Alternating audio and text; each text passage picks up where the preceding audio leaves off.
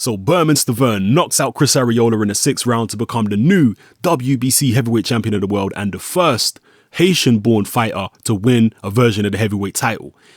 This fight only lasted 6 rounds, but it was great while it lasted.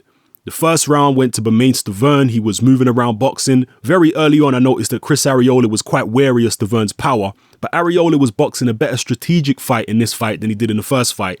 And after the first round, actually, at the end of the first round, Arreola got wobbled a little bit.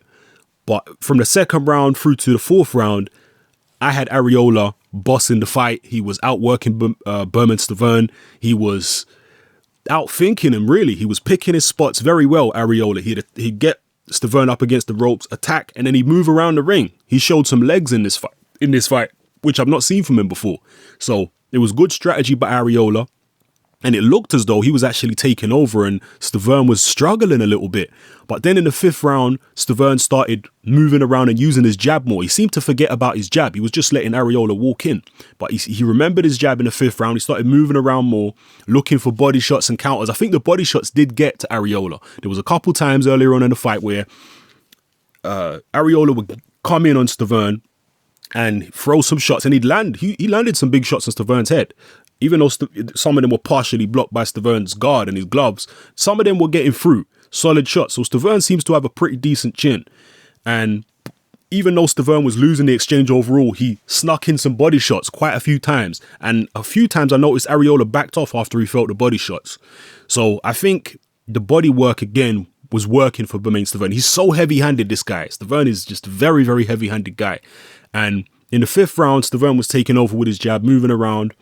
I gave him that round. Then in the 6th round, that right hand, that same right hand that hurt Chris Arreola in the 1st round, and the same right hand that dropped Arreola in, was it the 2nd round or the 1st fight, caught Arreola again over the lazy jab. Arreola was slowing down, I think maybe due to the body shots, or maybe Arreola was just pacing himself and taking his time. One of the two. Either way, he got caught with a right hand over the lazy jab as Stiverne was moving around. Beautiful shot, the way Stiverne picked it.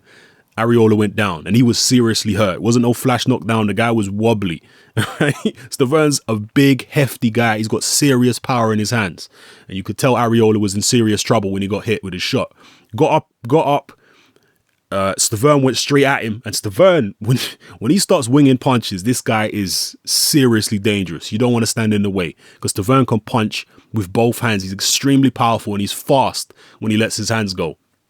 And he quickly knocked Chris Arreola down again. And Arreola was in all types of trouble. The referee could have stopped it there and then.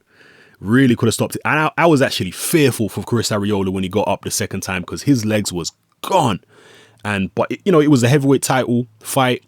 The referee knows how tough Chris Arreola is. He wanted to give him every opportunity. He was fighting in his hometown. Once in a lifetime type of situation. So he let him go on. Stiverne went in again, and I'm glad the referee stopped it before Stiverne could do some serious damage because Chris Arreola was gone. He was on the brink of being knocked out cold. Right? When Stiverne lets the lever start flying, you don't want to be in the way. And I'm glad the referee stepped in when he did and saved Chris Arreola from further punishment. So Stiverne wins. And Don King, yet again, has a piece of the heavyweight title. That's the only bad point about this fight. If you didn't get to see the fight, watch the fight. It was a great 6-round heavyweight fight. Very entertaining. Plenty of action, knockdowns and what have you. Very entertaining. I feel bad for Chris Arreola. He tried his best and he actually was boxing one of his best fights that I've seen him box. But Bermane Stiverne is just a better fighter. And that's why I picked Bermane Stiverne to win this fight. And that's why I said Stiverne has got a better chance of a knockout in this fight because he was in better shape as well. So, Bermane Stiverne's just a better fighter. I've always felt that, especially since the first fight. And he proved it here again. Even though Arreola did some good things in there, Stiverne proved he was the better man over the course of a 12-round fight. Hats off to both men, but especially hats off to Bermane Stiverne.